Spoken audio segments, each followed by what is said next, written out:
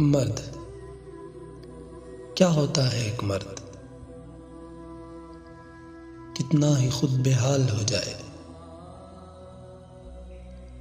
कितना ही खुद बेहाल हो जाए, अपनों का मगर ख्याल रहता है। क्या खिलाऊं बीवी बच्चों को, मन में बस यही एक सवाल रहता है। उसे तो अपना घर आबाद रखना है,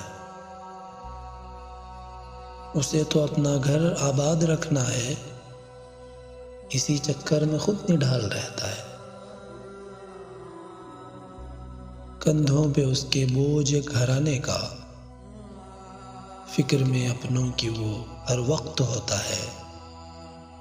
सहता है फिर ज़माने का ये इल्ज़ाम भी, मर्द का मिजाज तो बहुत सख्त होता है। सख्त होता है चलो मान लिया, ये भी मान लिया कि मर्द को दर्द नहीं होता, मगर याद रखना खुद से ज्यादा अपनों का जिसको दर्द होता है,